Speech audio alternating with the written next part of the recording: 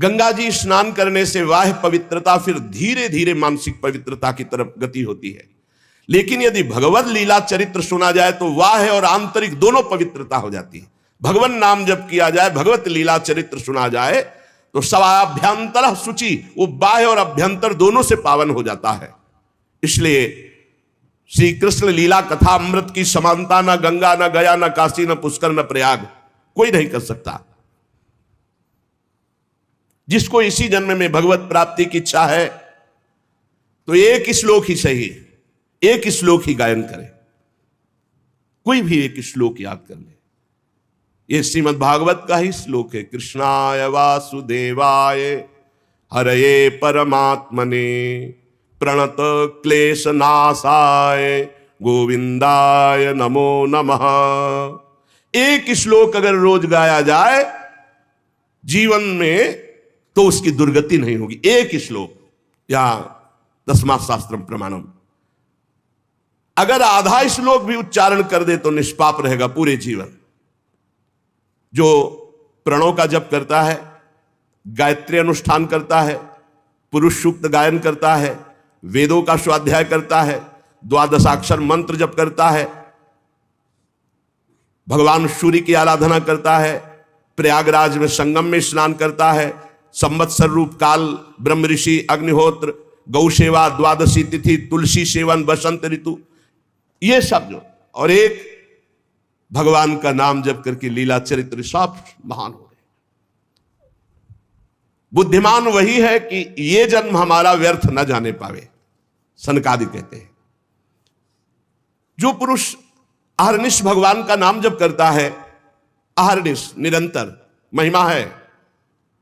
जो अहर्निश निरंतर तैल धारावत अखंड चिंतन में चल रहा है नाम, और जहां भगवान की चर्चा होती, जैसे प्यासा आदमी दौड़ के जाता है, बावरों सो रस में फिरे खोजत नेह की बात, बावरा में कहां भगवत चर्चा हो रही, और जाके वहां शांत एक चित्त होकर बैठकर भगवत चर्चा सुनता है। तो कह रहे जन्म कोटि कृतम पापम नश्यते नात्र संशया, करोड़ों जन्मों के पाप उसके नष्ट हो जाते, इसमें कोई संशय ना करे। जो नित्य भगवान की लीला कथा सुनता है, नित्य भगवान का नाम जप करता है, श्री तुलसी जी को जल चढ़ाता है, वैष्णव जनों की सेवा करता है, उसको परम पद दुर्लभ नहीं है, सुलभ है। जो पुरुष पधारने जा रहा हो, शरीर पूरा हो रहा हो, उस समय नाम कीर्तन, उस समय भगवान के लीला चरित्रों के 2-4 अध्याय गान कर दे, निश्चित वो भगवान के धाम को जाएगा, निश्चित। ये करना चाहिए। अपना कोई परिचय हो या ना हो, किसी का शरीर छूट रहा है तो नाम कीर्तन शुरू कर दो। अगर आपको आता है तो संस्कृत या हिंदी से भगवान के पावन चरित्र जो गाए गए हैं 2-4 अध्याय रास पंचाध्यायी के भगवत लीला के सुना दो, अवश्य अवश्य उसे भगवत प्राप्ति हो जाएगी। ये सनक सनंदन सनातन सनत कुमार जी कह रहे हैं। जो धनी मानी जन है, यदि वे स्वर्ण का सिंहासन बनाकर उसमें श्रीमद् भागवत ग्रंथ विराजमान करके किसी वैष्णव को दान कर दे तो उन्हें भगवान का सायुज्य मोक्ष प्राप्त होता है, सायुज्य पदवी प्राप्त होती है। जिस दुष्ट ने अपनी सारी आयु में कभी न नाम जप किया है, न कभी लीला कथा सुनी, कोई भागवतिक कार्य नहीं किया, तो उसका जीवन व्यर्थ चला गया। संसार के भोगों का बोझा ढोते हुए, भोगों को भोगते हुए उसका व्यर्थ जीवन गया। व्यर्थ में माता ने प्रसव किया, उसका यहां मृत्यु लोक में मानव शरीर धारण करना व्यर्थ हो गया। वो मुर्दा है जो भगवान का नाम जप नहीं करता, वो मुर्दा है जो भगवान की लीला कथा नहीं सुनता। वो भार स्वरूप है, पृथ्वी में पशु तुल्य है, धिक्कार है। सनकादि जन कह रहे धिक्तम नरम पशु समम भूय भार रूपमेवं वदंति दिव्य देव समाज मुख्या। संत समाज, देव समाज ऐसों का त्याग कर देते, धिक्कार कर देते हैं, जो न नाम जप करते हैं, न भगवत आचरण करते हैं, न भगवत लीला कथा सुनते हैं। संसार में सब कुछ सुलभ हो सकता है, पर संत समागम बहुत कठिन है। संत समागम, भगवत प्रेमी महात्मा का मिलना, महत संगस्तु सुदुर्लभ हो। करोड़ों जन्मों के जब पुण्य एकत्रित होते हैं तब भगवत प्रेमी महात्मा का सानिध्य और उनके श्रीमुख से सिद्धांत और भगवत चर्चा सुनने को मिलती है। नारद जी, आप बड़े ही महान योग निधि महात्मा है, क्योंकि आपने जगत कल्याण के लिए ज्ञान वैराग्य को पुष्ट करने के लिए प्रयत्न किया। भगवत मार्ग में भगवत लीला कथा श्रवण रसास्वादन करने के लिए झूठ बोलना त्यागना आवश्यक है।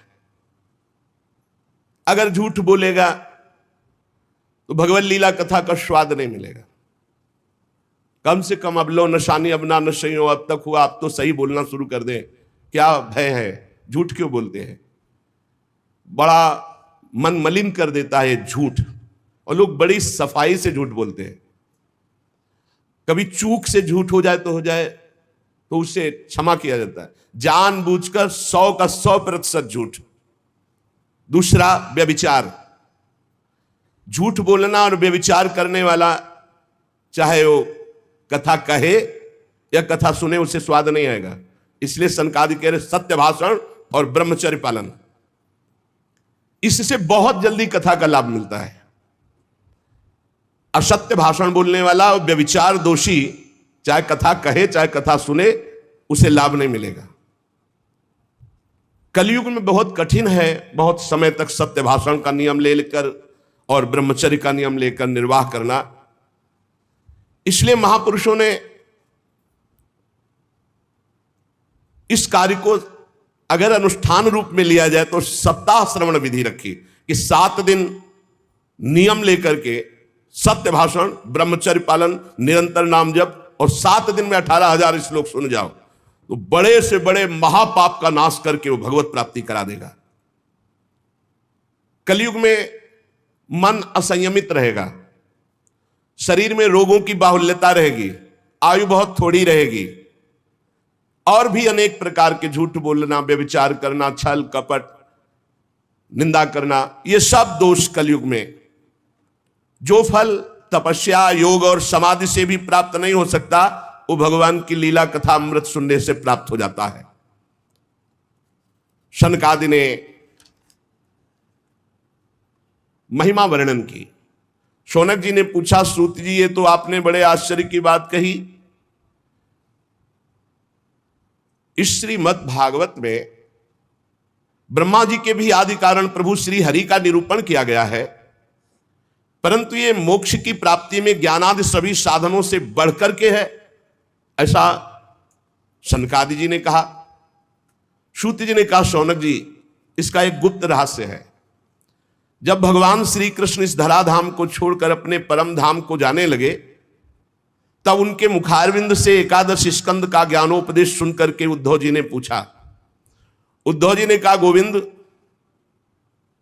अब तो मुझे दिखाई दे रहा है कि आप अपना कार्य पूर्ण करके परम धाम को पधारना चाहते हैं। मुझे मेरी चिंता नहीं है, मैं तो आपके जूठन के प्रभाव से, नाम जप के प्रभाव से, आपके उपदेश के प्रभाव से परम पद की चिंता नहीं करता।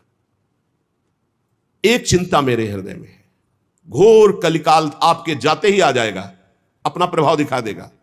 इसमें दुष्टों की बाहुल्यता होगी, संतों का संसर्ग मिलना बड़ा कठिन हो जाएगा। यहां जो मिलेंगे भी तो छल कपट और उग्र प्रकृति के, इसलिए ये पृथ्वी बड़ी दूषित हो जाएगी।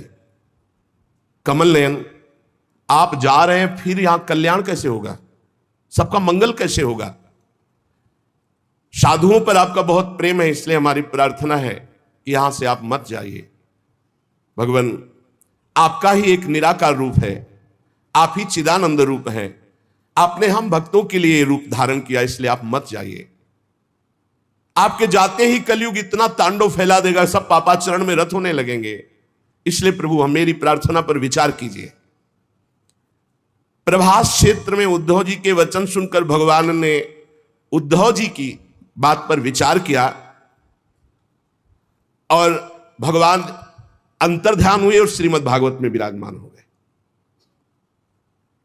भागवत में देखते देखते उद्धव जी के श्रीमद् भागवत के अक्षरों में प्रवेश कर गए और आवाज हुई कि आज से श्रीमद् भागवत को मेरा साक्षात वांग्मय स्वरूप समझो। मैं अपनी संपूर्ण ज्ञान वैराग्य भक्ति शक्तियों के साथ श्रीमद् भागवत के अक्षरों में विराजमान हूं। इसलिए ये श्रीमद् भागवत साक्षात कृष्णमयी है, कृष्ण मूर्ति है। जो भागवत का दर्शन करेगा, भागवत को सुनेगा, उसके समस्त पाप नष्ट हो जाएंगे और निश्चित वो भगवत प्राप्ति करेगा। कलयुग में तो अन्य साधनों को बहुत बुरी तरह मलिनता में भर दिया कलयुग ने। इस कलिकाल में कोई ऐसा धर्म नहीं बचा जिसे कलयुग ने ग्रस ना लिया हो, और कोई ऐसा मनुष्य नहीं बचा जो दुख, दरिद्रता, दुर्भाग्य, चिंता, शोक इनमें डूब न रहा हो। दुख, दरिद्रता, दुर्भाग्य, चिंता, शोक डूब न रहा हो। कोई ऐसा नहीं दिखाई दे रहा जो काम क्रोध पर विजय प्राप्त कर सके। तो इस भगवान की माया से पीछा छुड़ाना बड़ा कठिन है। इसीलिए भगवान अपनी संपूर्ण शक्ति के साथ श्रीमद् भागवत में विराजमान हो गए। जो भगवान की चर्चा सुनेगा निश्चित माया मुक्त हो जाएगा। सूत जी कहते, शौनक जी, जिस समय सनकादि मुनीश्वर इस प्रकार भगवत चर्चा की महिमा बखान रहे थे, उसी समय तरुणावस्था को प्राप्त ज्ञान और वैराग्य और भक्ति ही श्रुतौ तौ तरुणौ गृहीत्वा प्रेमयी करूपा सहसा विरासीत। श्री कृष्ण गोविंद हरे मुरारे नाथेति नामानि मुहुर्वदन्ति। सभा के बीच में ज्ञान, भक्ति, वैराग्य प्रकट हो गए और जोर जोर से गाने लगे। अपने लोग भी 2-4 बार गाते हैं। ओ श्री कृष्ण गोविंद हरे मुरारे, हे नाथ नारायण वासुदेव।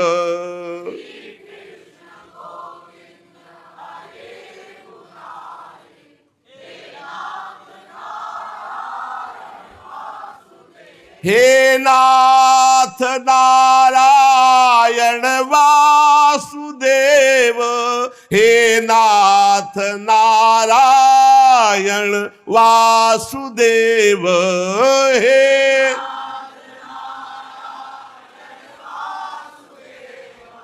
हे नाथ नारायण सुदेव।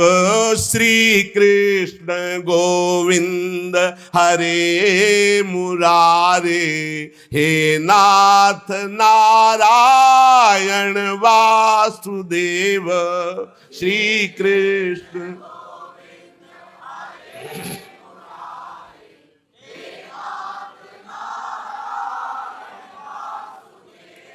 सभी सभासदों ने देखा परम सुंदरी दिव्य तेजोमयी प्रेम लक्षणा भक्ति भागवत के अर्थों का आभूषण पहने हुए। सब मुनिजन आश्चर्य हो, यह ऐसा तेजमय स्वरूप ज्ञान वैराग्य भक्ति का।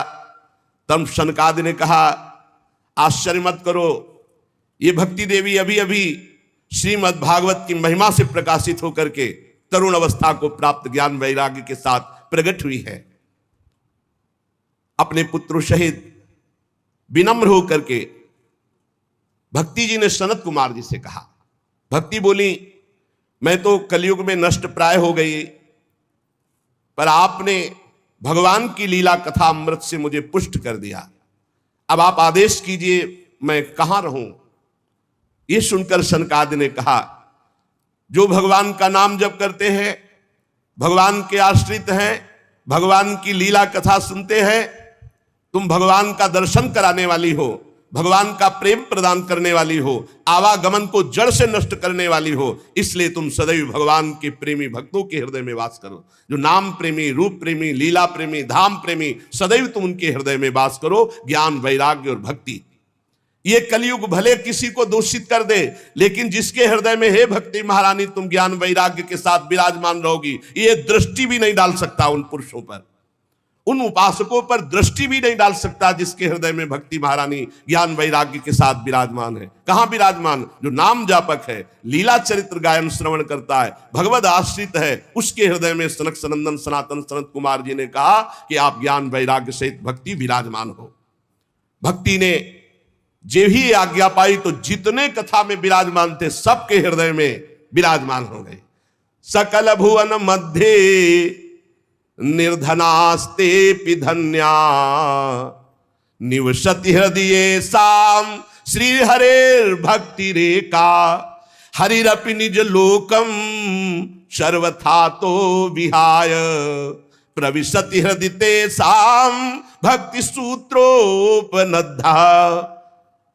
इस जगत में भले धनवान वो नहीं है, लेकिन उनके हृदय में भगवान की भक्ति विराजमान है। तो सकल भुवन मध्य निर्धनास्ते पिधन्या, धन नहीं है पर भक्ति विराजमान है। तो बोले तीनों लोकों में वो सबसे बड़ा धन्यवाद का पात्र बन गया, क्योंकि भक्ति की डोरी से खींचकर भगवान परम धाम छोड़कर उसके हृदय में प्रकाशित हो जाएंगे। भूलोक में भगवत प्राप्ति का साक्षात उपाय, बिना परिश्रम के बिना श्रम के परम पद पहुंच जाना, ये भगवत लीला चरित्र गायन श्रवण बैठा ले दिमाग में। खूब लीला चरित्र गायन श्रवण, निश्चित भगवत प्राप्ति। जिस समय भक्ति महारानी नृत्य कर रही, ज्ञान वैराग्य नृत्य कर रहे, पूरे सभा में श्री कृष्ण गोविंद हरे मुरारे हे नाथ नारायण वासुदेव, ये कीर्तन हो रहा। उसी समय अथ वैष्णव चित्तेषु दृष्ट्वा भक्ति मलौकिकी निज लोकम परित्यज्य भगवान भक्त वत्सलः बनमाली घनश्याम पीतवासा मनोहर कांची कलाप रुचिरो लसन मुकुट कुंडल त्रिभंग ललितश्चारु कौस्तुभेन विराजिता कोटि मनमथ लावण्यो हरिचंदन चर्चिता परमानंद चिन्मूर्ति मधुरो मुरलीधरा आविवेश सुभक्तानाम हृदयान्यमलानि च। उसी समय देखा कि सबके बीच में सी चरणों तक लटकती हुई बनमाला, सिर पर मोर मुकुट, कानों में कुंडल, ललित त्रिभंगी, अधरों पर वर्षी, नेत्रों में करुणा, वक्षा स्थल में कौस्तुभ मणि, श्रीअंगों में हरिचंदन चर्चित। क्या सुंदर रूप, मानो करोड़ कामदेवों की रूप माधुरी को छीन लिया गया हो। परमानंद चिन्मूर्ति, मधुराति मधुर मुरलीधर भगवान श्री कृष्ण सबके बीच में प्रकट हो गए। सब सभा खड़ी हो गई, शनकादि भी खड़े हो गए। आसपास ज्ञान वैराग्य भक्ति नृत्य कर रहे, बीच में प्राणाधार प्रभु श्री कृष्ण ललित त्रिभंगी मुरली मनोहर मोर मुकुट धारण किए। अभी तक जो गुप्त रूप से दिव्य सिद्ध थे वो भी प्रकाशित हो गए। बड़े बड़े भगवान के निज पार्षद लीला परिकर उद्धव आदि प्रहलाद, ये जो बड़े बड़े महापुरुष थे, ये सब प्रकट हो गए। अब तो अद्भुत नृत्य हुआ। ज्ञान भक्ति वैराग्य सनकादि प्रहलाद नारद आदि तो वहां विराजमान ही है, उद्धव आदि, ये सब गुप्त प्रकट सब महापुरुष भगवत पार्षद ज्ञान वैराग्य भक्ति भी नृत्य कर रहे हैं। सब नृत्य जय हो जय हो। बीच में नटनागर मुरली मनोहर ललित त्रिभंगी प्रभु, कैसा अद्भुत। तदा जय जया रावो रस पुष्टिर लौकिकी चूर्ण प्रसून वृष्टिश्च मुहुः शंखरवोप्यभूत। कोई शंख ध्वनि कर रहा है, कोई जय हो, ऐसे भगवान ललित त्रिभंगी सबको सुख देते हुए विराजमान। सब बड़े बड़े महात्मा आसपास जय जयकार, नमः नमः नमो नमः, शंख ध्वनि पुष्प वर्षा, जय जय। कितना अद्भुत सुख। ऐसा रस प्रवाह बह चला कि कोई भी ऐसा नहीं था जो देह सुधि का विस्मरण करके भगवदानंद में ना डूबा हो। देह गेहात्म विस्मृति ही तत्सभा संस्थिताम नाच, देह गेहात्म विस्मृति, कोई ऐसा सभा में नहीं बचा जो देह भाव से ऊपर न उठ गया हो। सबको देह गे की विस्मृति, एकमात्र भगवदानंद। ऐसी तन्मयता देख करके नारद जी ने कहा, मुनीश्वर गण, आज मैंने भगवान की चर्चा की महिमा देख ली। भगवान ने स्वयं कहा, मद भक्ता यत्र गायन्ति तत्तिष्ठामि नारद। मेरे भक्त मेरे पावन चरित्रों का गायन करते वहां मैं विराजमान रहता हूं। प्रमाण दे दिया भगवान स्वयं प्रकट होकर। इसमें संदेह नहीं कि कलिकाल में चित्त की शुद्धि के लिए भगवान की लीला कथा से बढ़कर और कोई साधन नहीं है।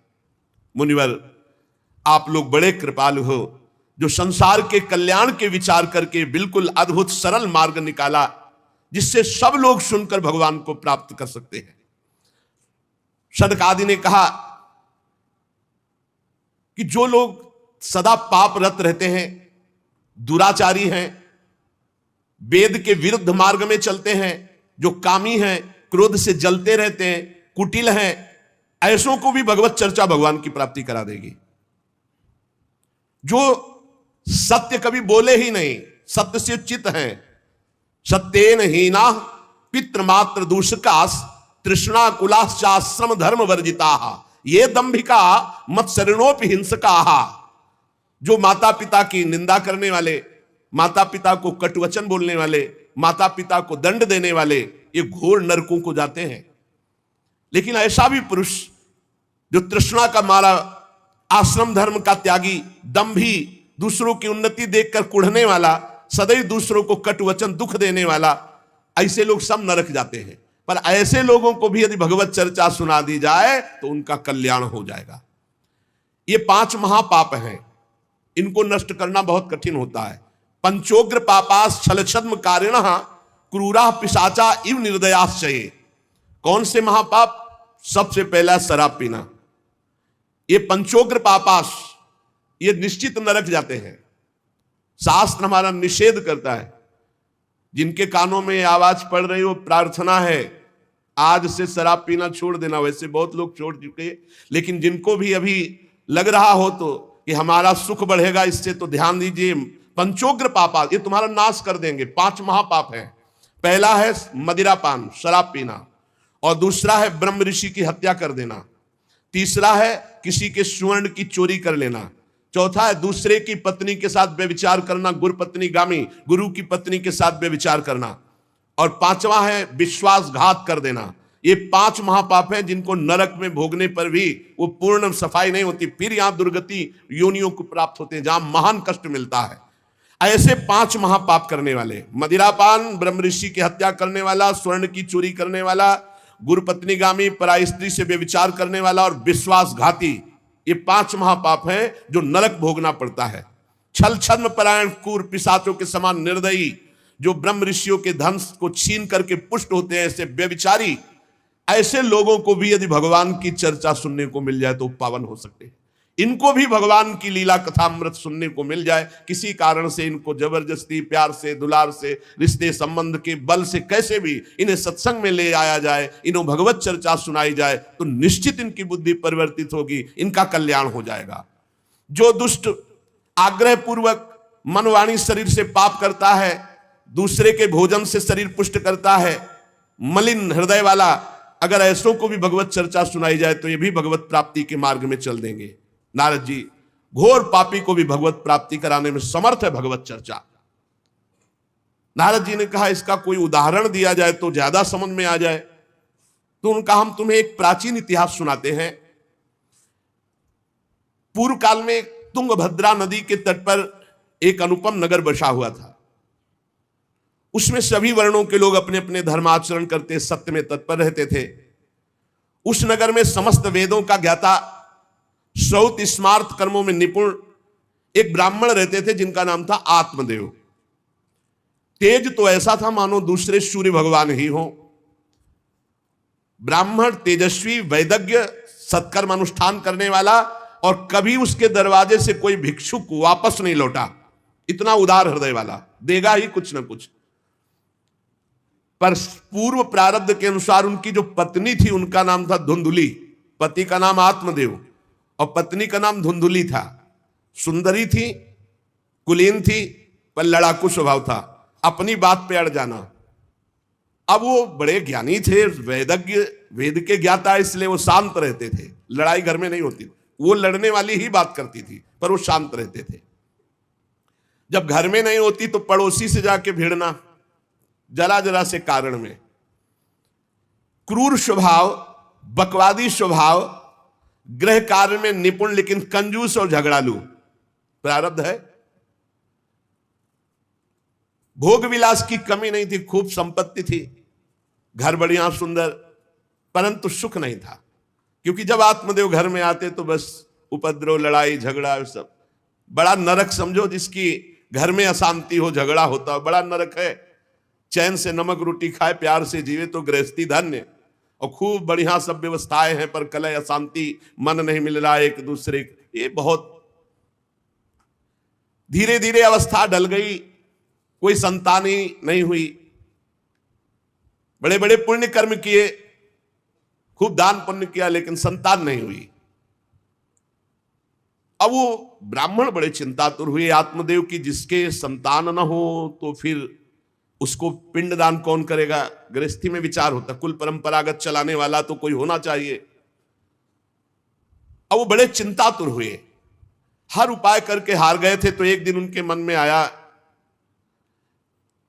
कि एकांत जंगल में चलते हैं और अपने प्राणों को त्याग देते हैं। क्योंकि घर में जाओ तो कलह है, ना कोई संतान है।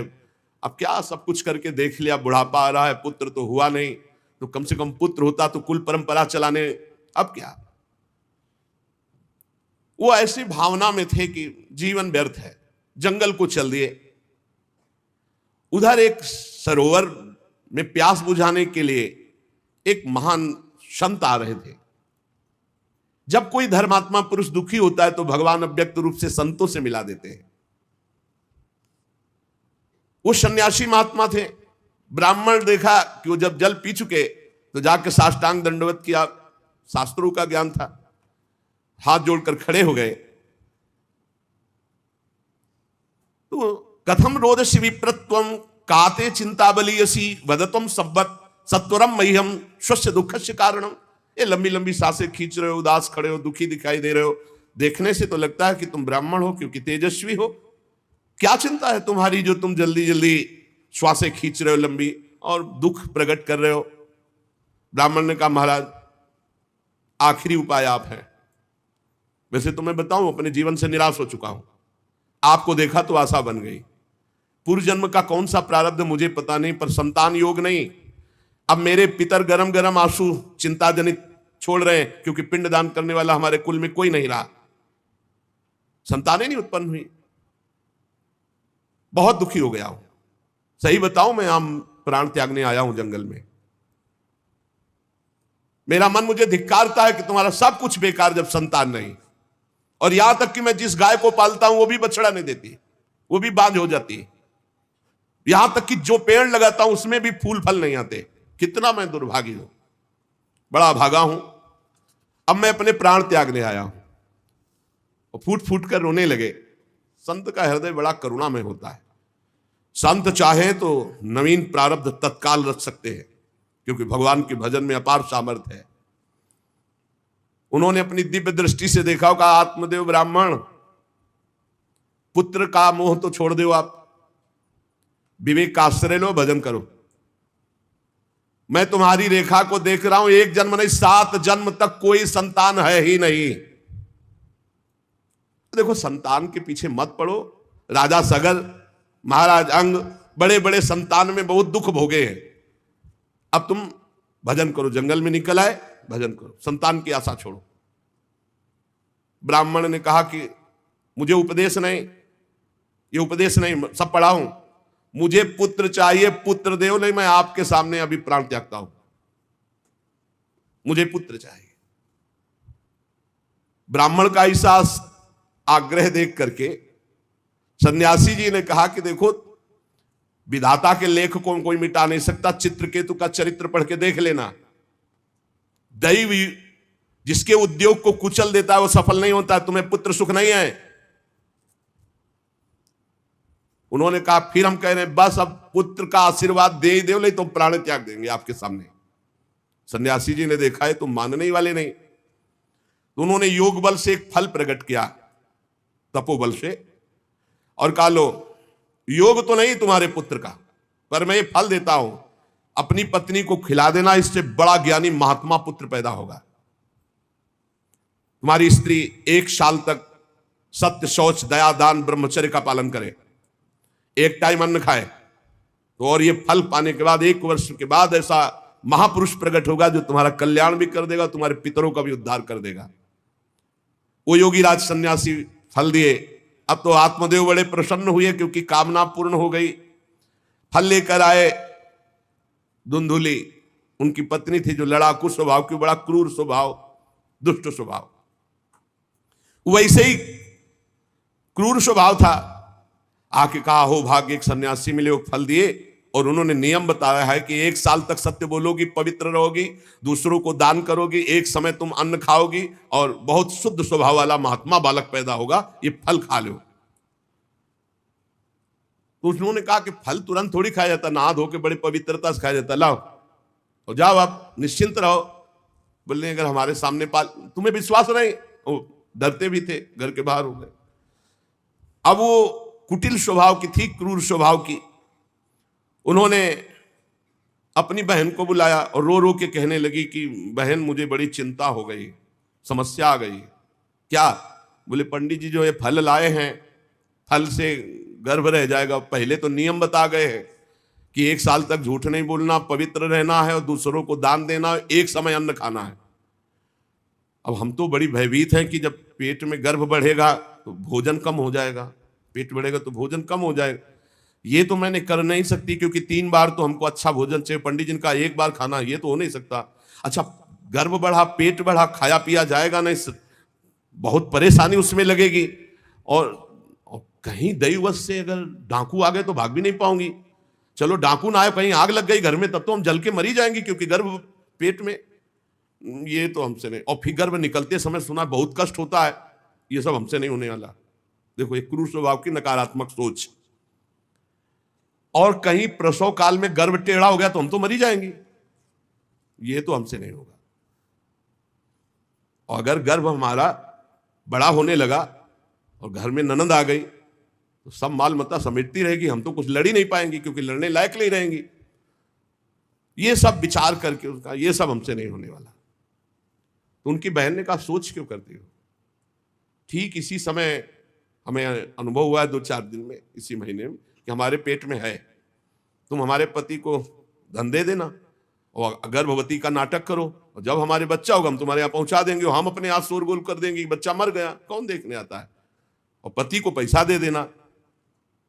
हाँ, ये तो बढ़िया बात रही, बढ़िया विधान बन गया, जैसे को तैसे मिले तो बढ़िया विधान बन गया। तू गर्भवती का नाटक कर आज से कि फल पा लिया और मैं गर्भवती हो गई, मैं अपने बालक को मरा घोषित कर दूंगी। और ये जो फल लाए हैं इसकी परीक्षा के लिए जो गऊ है उसको पवा दो। जैसा उनकी बहन ने कहा था वैसे ही धुंधुली ने सब कर दिया। देख लो, कहा था स्वामी जी ने तुम्हारे 7 जन्म बालक नहीं, तो देखो बुद्धि कैसी खराब हुई, गाय को पवा दिया। अब जब उसकी बहन के पुत्र हुआ तब तक वो कपड़ा वपड़ा पेट में लगा के नाटक करती रही होगी कि हमारे गर्भ है। फिर एकदम घोषणा कर दी जब वो पुत्र रातों रात पहुंच गया, ये हमारे संतान हो गई। उसके पिता को अच्छा धन दे दिया, वो धुंधुली को ला करके बहन का बेटा दे दिया। आत्मदेव तो बहुत आनंद हो गए, जानी न जाए नारी गति भाई, उनको क्या पता कि घर में क्या रहस्य हुआ। वो तो बहुत सुखी हो गए कि संत भगवान के द्वारा दिए हुए फल से हमारे पुत्र हो गया। बड़ा आनंद, बड़ा उत्सव मनाया, बालक के जात कर्म संस्कार कराए, खूब दान पुण्य किया, मांगलिक कृत्य किए। धुंधुली ने अपने पति से कहा कि पता नहीं क्या कारण है, मेरे वक्षस्थल में दूध तो है नहीं और अभी नया बालक है, बिना मां के दूध के जीवित नहीं रहेगा, तो हमारी बहन के बालक हुआ था पधार गया है, उसको बुला ले क्या? अरे उन्होंने कहा बिल्कुल बुलाओ, हम और पैसे देंगे, स्वागत करेंगे, हमारा बच्चा पुष्ट होना चाहिए। बहुत बुद्धि लगाते हैं क्रूर स्वभाव के लोग, कैसा एकदम फिट कर लिया विधान। अब उसको बुला लिया बालक का पालन पोषण करने के लिए पैसे के बाद, और वो असली मां तो वही है ही है। पुत्र की रक्षा के लिए जो जो कहा आत्मदेव ने वो सब स्वीकार कर लिया। 3 महीने इस बालक के व्यतीत होने के बाद, उन्होंने कहा था 1 साल बाद होगा, 3 महीने व्यतीत होने के बाद गौ के बच्चा हुआ मनुष्याकार, केवल कान गौ के, पूरा मनुष्याकार, सर्वांग सुंदर, दिव्य तेजों में स्वर्ण की सी कांति। क्योंकि वो योगी के तप का, ब्राह्मण देवता नाच पड़े कि भगवान जब दिए तो कितना आनंद, घर में भी बच्चा और गौ के भी बच्चा ही हुआ। खूब संस्कार करके मंगलदान, बड़े प्रसन्न है।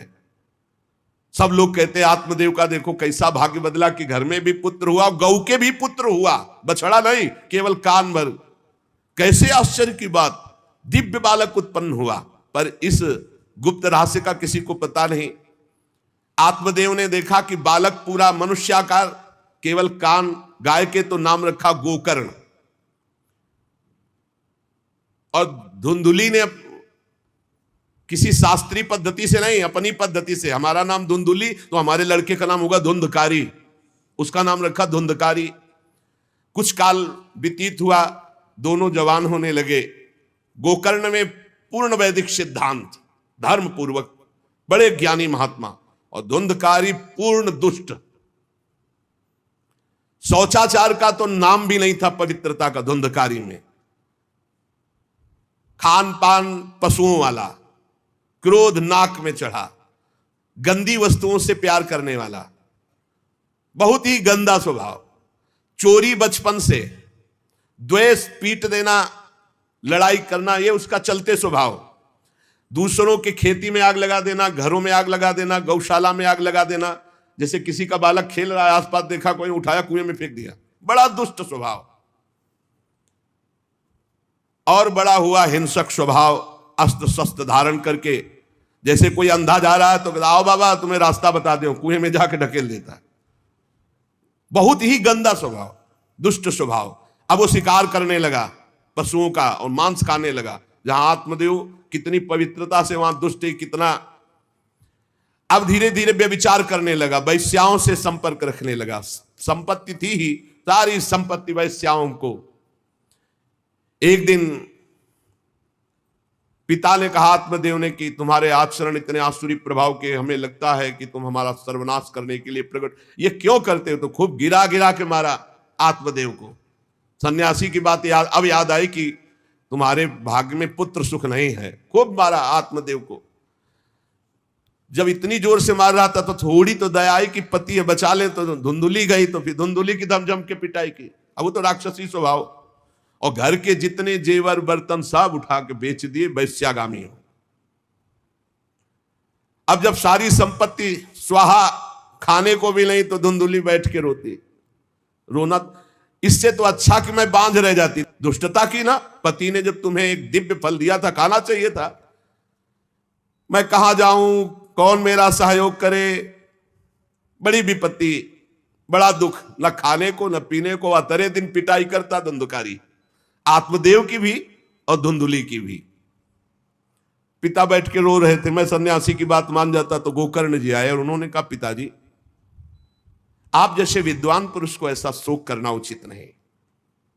तुम शास्त्र के ज्ञाता हो, तुम्हें चाहिए कि संसार की असारता का तो थोड़ा विचार करना हो।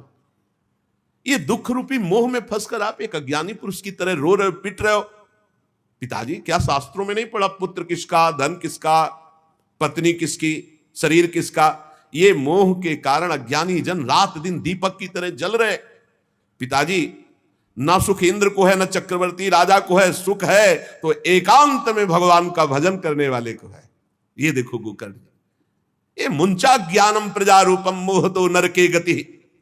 ये नरक जाने वाली बात, पुत्र के मोह में फंस करके आप छोड़ो इसे, आपका शरीर नष्ट हो जाएगा। इसलिए मेरी प्रार्थना मानो, आज से निकलो घर से और वन में जाओ, भगवान का चिंतन करते हुए जीवन व्यतीत करो। गोकर्ण जी के वचन सुनकर आत्मदेव वन में जाने के लिए तैयार हो गए। उनका बेटा, आज तक तो कभी वन में तपस्या भजन किया नहीं, बड़ा शरीर से राग है, क्या करूं, कैसे भगवत प्राप्ति करूं? तो देहे स्थिमान सिरुधिरे भिमतिम त्यजत्वम जाया सुतादिषु सदा ममताम विमुंच पश्यानिशम जगदिदम क्षणभंग निष्ठम वैराग्य राग रसिको भव भक्ति निष्ठा धर्मं भजस्व सततम त्यज लोक धर्मान सेवस्व साधु पुरुषान जहि काम तृष्णाम अन्यस्य दोष गुण चिंतन मासु मुक्त्वा सेवा कथा रसमहो नितराम पिबत्वम। संत समागम कभी व्यर्थ नहीं होता। देखो, संत समागम का फल है गोकर्ण जी। गोकर्ण जी ने कहा, पिताजी, जिस शरीर को आप मैं मान रहे हो, आप मैं नहीं हूं। ये शरीर हड्डी मांस रुधिर का पिंड है, इसे आप मैं मानना छोड़ दें। आपकी स्त्री, आपका पुत्र, ये कभी आप मत माने, ये आपके नहीं थे, न पहले और न बाद में, बीच में भास रहे कि आपके हैं। ये संसार रात दिन नाश को प्राप्त हो रहा है, क्षण भंगुर है। किसी भी कोई वस्तु में ममता मत करो, यहां कुछ स्थायी नहीं है, सब नष्ट होने वाला है। बस एकमात्र वैराग्य रस के रसिक होकर भगवान की भक्ति में लग जाओ। कैसे भक्ति करे? धर्मम भजस्व सततम, सदैव धर्म का भजन करो। कौन सा धर्म? बोले त्यज लोक धर्मान, लोक धर्म का त्याग करके भागवत धर्म का आश्रय लो। भागवत धर्म का आश्रय कैसे प्राप्त होगा? बोले सेवस्व साधु पुरुषान, सदैव संत पुरुषों का संग करो, उनकी सेवा करो। उनके संग से, उनके वचनों से, उनकी कृपा से तुम्हारे हृदय में भागवत धर्म का परिचय जागृत हो जाएगा, तुम महाभागवत हो जाओगे। पर संतों का सेवन करने के लिए जो सबसे बड़ा दोष है, काम और तृष्णा, ये नए संतों के पास टिकने देती। इसलिए जही काम तृष्णा, कामना और भोगे हुए भोगों को जो भोगने की इच्छा, तृष्णा, इनका त्याग करके संत संग करो। और जब संत संग होने लगे तो सावधान हो जाओ। अन्यस्य दोष गुण चिंतन मासु मुक्त्वा, दूसरे के गुण दोषों का चिंतन न करके श्री भगवान का चिंतन करे, भगवान की सेवा करे, भगवान की कथा लीला सुने, तो उसको नित्य भगवत धाम की प्राप्ति हो जाती है। हे पिताजी, शरीर से मैंपन छोड़ दीजिए और शरीर संबंधियों से मेरापन छोड़ दीजिए और भागवत धर्म का आश्रय लेकर संत समागम कीजिए। सदैव संतों की सेवा, भगवत सेवा, नाम जप, लीला कथा, श्रवण गायन, इसी से भगवत प्राप्ति हो जाएगी। बस उसी समय गोकर्ण को मन से प्रणाम करके कि भगवान गुरु रूप से इसी रूप में आकर मुझे उपदेश दे रहे हैं, उसी समय आत्मदेव जी ने तो घर छोड़ दिया और वन की यात्रा की। 60 वर्ष की आयु हो चुकी थी, पर ज्ञान था शास्त्रों का। बड़ी निष्ठा से अपनी बुद्धि को समेटा संसार से और रात दिन भगवान के चिंतन में लगा दिया। भगवान के चिंतन और भागवत के 10वें स्कंद का रोज पाठ, पूरा जो भागवत का 10वां स्कंद हो श्री कृष्ण लीला चरित्र से भरा हुआ है, पूरा पाठ और निरंतर नाम जप, इसके प्रभाव से श्री कृष्णचंद्र की प्राप्ति हुई, गोकर्ण जी के उपदेश से आत्मदेव की। अब जब पिता वन को चले गए तो और छूट, वैसे मानता तो था ही नहीं, पर और छूट हो गई। अब धुंधकारी ने उठाई लाठी डंडा, जो धुंधुली की डट के पिटाई की और कहा बता धन कहाँ है। अब जितना धन था तो सब ले गए। फिर जलती हुई लकड़ी लुकाठी, उससे बता धन कहाँ है। किसी तरह वो छूट पाई तो भागते हुए जाकर कुएं में गिरकर अपने शरीर को नष्ट कर दिया कि रोज की पिटाई से अच्छा एक बार दुर्गति को प्राप्त हुई। धुंधुली दुर्गति को प्राप्त हुई, पति आत्मदेव श्री कृष्णचंद्र को प्राप्त हुई। योगनिष्ठ गोकर्ण जी ने जब देखा कि धुंधकारी का आतंक बढ़ रहा है तो उन्होंने छोड़ दिया। जो ज्ञानी पुरुष होते प्रपंच नहीं स्वीकार करते, उनको कोई सुख दुख इससे नहीं, उदासीन भाव से तीर्थ यात्रा को निकल गए। धुंधकारी ने 5 वैश्याओं को अपने संग में रखा, सब नौजवान वैश्याएं। अब उनके लिए पशुओं का मांस चोरी करके उनकी मनोकामनाएं पूरी करना। बुद्धि भ्रष्ट थी, आचरण भ्रष्ट थे, क्रूर कर्मा। एक दिन उन वैश्याओं ने कहा कि हमको तो हार नहीं पहनाया आज तक, कामना होती है। अब 5 को हार लाने के लिए तो बहुत रुपया चाहिए, मौत की भी उसको कोई भय नहीं रह गई थी।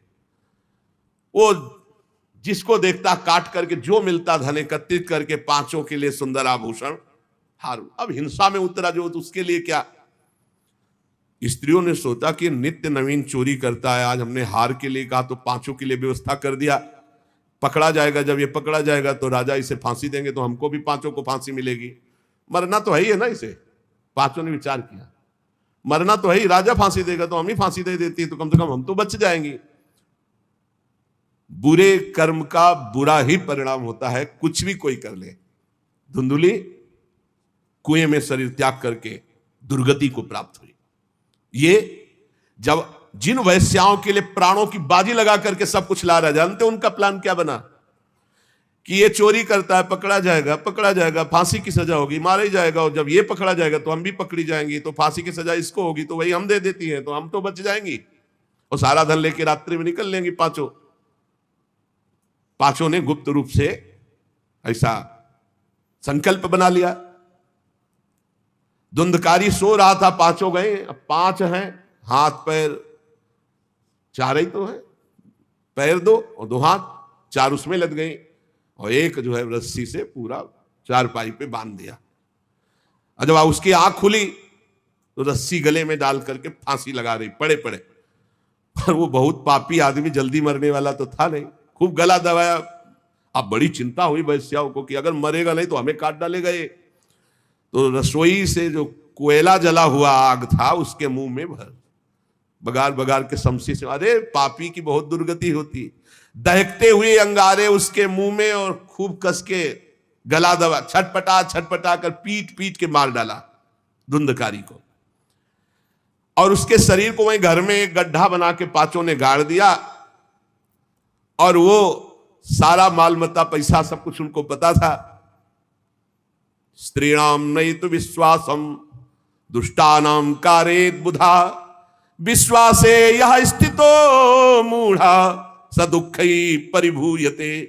शास्त्र कहता है जो व्यभिचारिणी दुष्ट स्वभाव वाली, जो केवल अर्थ पर दृष्टि रख करके धर्म का त्याग करने वाली है, स्त्रीणाम नयुत विश्वासम दुष्टानाम कारेत बुधा, ऐसे दुष्ट आचरण, चाहे स्त्री चाहे पुरुष, ऐसे दुष्ट आचरण वाले को कभी विश्वास में नहीं, विश्वास पात्र नहीं बनाना चाहिए। और दूसरी बात कह रहे, विश्वासे या स्थितो मूढ़ा सा दुखा परिभूयते, जो विश्वास करेगा अंत में मारा जाएगा। पर विश्वास पक्का हो जाएगा, क्यों? सुधामयम बचो अमृतमय वचन, विश्वास हो जाए। सुधामयम बचो या साम कामिनाम रसवर्धनम, हृदय में काम रसवर्धन, हृदयम क्षुरधाराभाम प्रिय को नाम योषिताम। बहुत सावधान। उन दुष्टी स्त्रियों ने बहुत तरह से मार मार करके धुंधकारी, मुंह में अंगारा, गले में रस्सी, मार डंडों से मार मार के मार डाला। बहुत बुरी तरह मारा धुंधकारी को। अब जब दिन में निकलना चाह तो लोग, आज धुंधकारी नहीं देखा, बोले प्रीतम किसी कार्य से बाहर गए हैं, और असर लगाकर पांचों माल मत्ता लेके भाग गए। बहुत सावधान। संघृत्य वित्तम तायाता कुलटा बहुभर्तिका धुंधकारी बभूवात महान प्रेतः कुकर्मतः। जो कई पुरुषों से सहवास करती हैं या कई स्त्रियों से जो सहवास करता है, ऐसा अपवित्र हो जाता है कि उसके छूने मात्र से पुण्य नष्ट हो जाते हैं। प्रिय तो उनके संग से ही रह रहा था, उसे वैश्या उसे ही कहते हैं।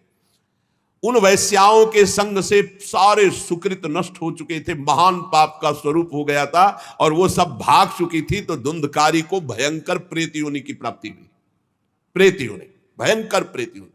अब वो बवंडर रूप, जो चक्रवात जैसे बवंडर देखते हो ना, वो रूप धारण करके दसों दिशाओं में भटकता।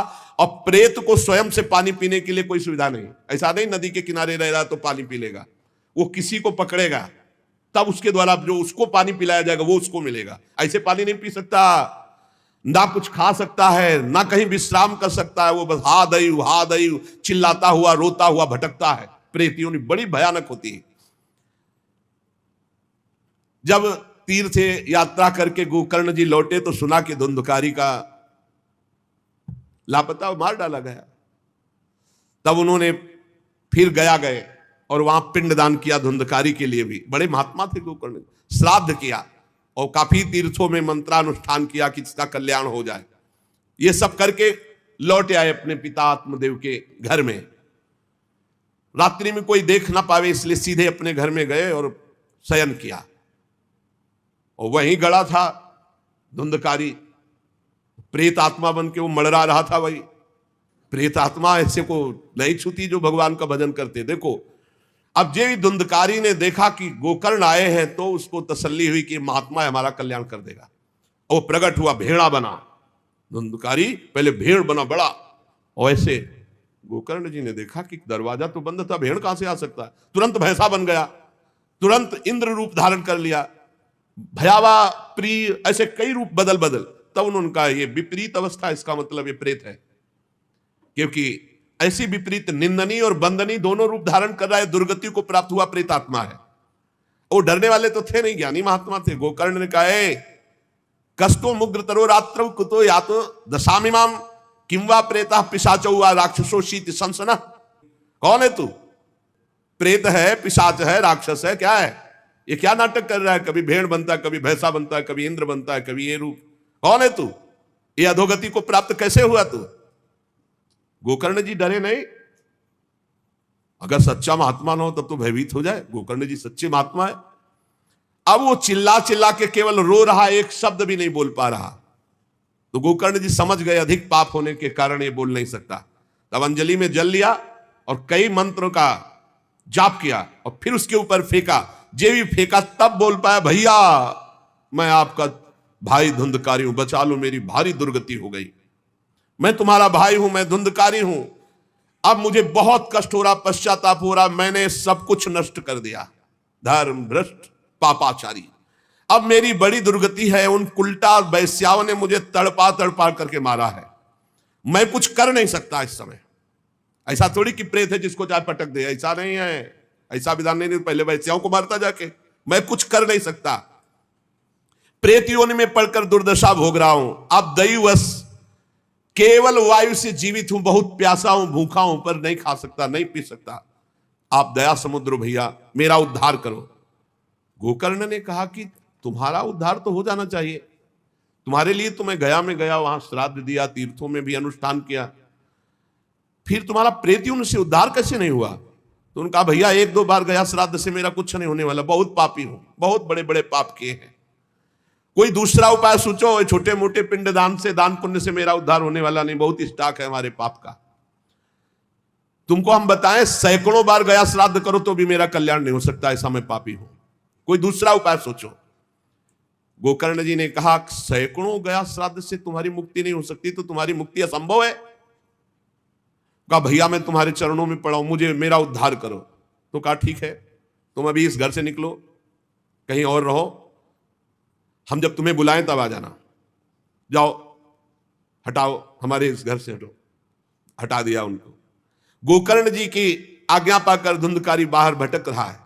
रात भर विचार किया कि इसका कल्याण कैसे होगा, जब सैकड़ों गया श्राद्ध से कह रहा उद्धार नहीं होगा। अब जब प्रातः काल हुआ, दरवाजा खुला तो बहुत से विज्ञजन आकर के गोकर्ण जी से मिले। गोकर्ण ने सबसे सलाह की कि क्या हो सकता है, ऐसे ऐसे स्त्रियों ने उनको मारा और वो प्रेत योनि को प्राप्त हुए। जो लोग विद्वान थे, योगनिष्ठ थे, वेदज्ञ थे, उन्होंने कई शास्त्र पाठ आदि की बातें बताई, सबने, पर सही उत्तर नहीं मिला। गोकर्ण जी महान तपस्वी थे। गोकर्ण जी ने प्रातःकाल स्नान करके अर्घ दे रहे थे, बोले औरों से क्या पूछना, सीधे सूर्य भगवान से पूछे। मंत्र का उच्चारण करते हुए सूर्य भगवान को स्थगित कर दिया, रोक दिया। बहुत बड़ी मंत्रों में तथा सर्वैश्वर्य वाक्यम तन्मुक्तो स्थापितम परम गोकर्णा स्तंभनम चक्रे सूर्य वेगस्य वै, तथा सूर्य की गति को रोक दिया। और तोभ्यम नमो जगत साक्षिन ब्रूहि में मुक्ति हेतुकम। अब हम किससे पूछे, आप ही बताओ। हे जगत साक्षी भगवान सूर्य, धुंधकारी का उद्धार कैसे हो सकता है? आप कृपा करके बताइए कि धुंधकारी की मुक्ति कैसे हो सकती। गोकर्ण की प्रार्थना सुनकर भगवान सूर्यदेव ने कहा, श्रीमद् भागवत महापुराण नियम पूर्वक सुनाओ, निश्चित उसकी मुक्ति हो जाएगी। सप्ताह परायण 7 दिन में पूरी भागवत श्लोक सहित। सूर्य भगवान की आज्ञा सबने सुनी, गोकर्ण जी ने भी सुनी। बहुत सरल उपाय। गोकर्ण जी ने निश्चय किया, मैं स्वयं सुनाऊंगा और उसका उद्धार करूंगा। अब तो कथा का समय निश्चित किया। बहुत से लोग कथा सुनने के लिए वहां पहुंचे। जब सुना कि भगवान की कथा सब पापों का नाश कर देती है, तो बहुत से लोग, पापी पुण्यात्मा जो भी, सबको बैठने की उचित व्यवस्था की गई। एक 7 गांठ का बांस जो सीधा था, आवाहन किया धुंधकारी का और कहा इस पे बैठ जा, तू भी कथा सुन। तो सीधे 7 गांठ के बांस पर धुंधकारी जाकर के बैठ गया, छिद्र में, वायु रूप होकर, क्योंकि बाहर कहीं स्थित नहीं रह सकता, चलायमान तो बैठना है। गोकर्ण जी ने एक वैष्णव को मुख्य श्रोता बनाया और प्रथम स्कंद से स्पष्ट स्वर में कथा सुनानी प्रारंभ की, श्लोक और अर्थ। सायंकाल को विश्राम दिया तो एक बड़ी विचित्र बात हुई। सभासदों के देखते देखते एक बांस में तड़ तड़ की आवाज हुई, एक गांठ फट गई। दूसरे दिन कथा हुई, दूसरी गांठ, तीसरे दिन तीसरी गांठ, 7 दिनों में 7 गांठें फाड़ करके धुंधकारी परम पवित्र दिव्य रूप भगवत पार्षद रूप धारण करके प्रकट हो गया। धुंधकारी का श्याम वर्ण पीतांबर धारण के, तुलसी की माला, सिर पर मनोहर मुकुट, कानों में कमनी कुंडल, सामने आकर गोकर्ण को प्रणाम किया और कहा, भाई अब मैं भगवत पार्षद बन गया, प्रेत योनि से मुक्त। 7 दिन में भयंकर पापात्मा धुंधकारी श्री भगवान की चर्चा सुनने के कारण भगवत स्वरूप हो गया।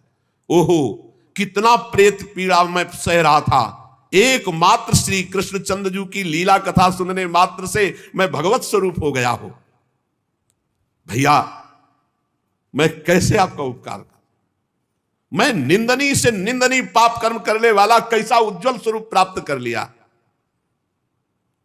भला मोह पूर्वक लालन पालन करने वाले इस शरीर को जो हष्ट पुष्ट करते हैं, उन्होंने भगवान का नाम जप नहीं किया, चर्चा नहीं सुनी, तो जीवन किस काम का?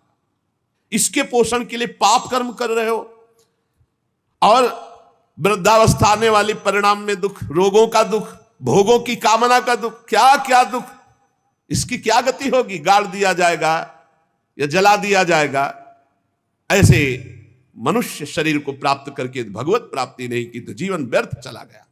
अरे जो अन्न प्रातः काल पकाया जाता है, दूसरे दिन सड़ जाता है, उसी अन्न से इस शरीर का पोषण होता है, 6 घंटे में मल बना के निकाल देता है। ये शरीर कहीं अविनाशी है क्या? नाशवान शरीर है। जो लोग भगवान की कथा से वंचित है, भगवान का नाम जप नहीं करते, वो बुदबुदे जीवों में मच्छरों के समान जीवन उनका है। जन्मे मरे किस काम के? भला देखो, जिस बांस में मैं बैठा था तो बांस की गांठ फट गई, क्या भगवान की कथा सुनने पर चित्त की गांठ नहीं नष्ट हो जाएगी, जड़ चेतन की ग्रंथ? इसलिए धन्य है वो जो भगवान की कथा सुनने में अपना समय व्यतीत करते हैं। धुंधकारी ऐसी बातें कह रहा था, सबने देखा जय घोष करते हुए नमो नमः नमो नमः, और एक दिव्य विमान आया। भगवान वैकुंठ नाथ के पार्षद, मंडलाकार तेजो में विमान, और सबके देखते देखते कहा, धुंधकारी आओ। और वो दिव्य पार्षद रूप विमान पे चढ़ा। जब विमान पे चढ़ के जाने लगा तो गोकर्ण जी ने रोक दिया, रुको, ये क्या? कथा तो शास्त्रों लोगों ने सुनी, तो आपको शास्त्रों विमान लाना चाहिए और सबको बैठाल कर ले जाना चाहिए, क्योंकि हमारे सुनाने में कोई भेद नहीं था और ये सुन भी सब ध्यान से रहे थे। तो भगवत पार्षदों ने कहा, आपके सुनाने में कोई भेद नहीं था, पर सुनने में भेद हो गया है, श्रवण भेद हो गया। ये उपवास करके बिना कुछ खाए पिए रात दिन कथा का ही चिंतन करता रहा, मनन करता रहा, इसके कारण इनको भगवत पार्षद रूप मिला जा रहे। और ये कथा सुना भर है, मनन नहीं किया, मनन विषयों का हुआ, इसलिए विमान पे नहीं। ये निराहार रहकर 7 दिन में चर्चा सुनता और रात भर उसी का चिंतन करता, उसके प्रभाव से परम पद का अधिकारी हुआ। इसलिए जो मननहीन है, जिनको गुरुवचनों पर विश्वास नहीं है, जो कथा में चित्त की एकाग्रता नहीं है, वो फल भेद हो गया, वो भगवान के दिव्य धाम में एक बार में नहीं जा सकते। गोकर्ण जी आपको तो लेने के लिए स्वयं गोलोक बिहारी आएंगे, यूं कह करके विमान अंतर्ध्यान हो गया, अर्थात चले गए। गोकर्ण जी ने समस्त श्रोताओं से कहा, बिना तुम्हें विमान में बैठा ले मुझे चैन नहीं। सावन के महीना में हम फिर अनुष्ठान करेंगे, सब लोग कथा सुनो और सच्चे नियम से रहो, उसका मनन करो। ऐसा ही किया, सब लोग उपवास करके अल्पाहार करके कथा सुने, और जो ही 7 दिन में कथा की समाप्ति हुई तो भगवान के बहुत से पार्षद विमान लेकर आए और जितने कथा सुनने वाले थे सबको परम धाम ले गए। और भगवान ने गोकर्ण जी को स्वयं गोलोक बिहारी हृदय से लगाया, जे भी हृदय से लगाते हुए गोकर्ण भगवत स्वरूप हो गए। वही किरीट श्यामवर्ण पीतांबर धारण किए हुए, कुंडल आदि से विभूषित।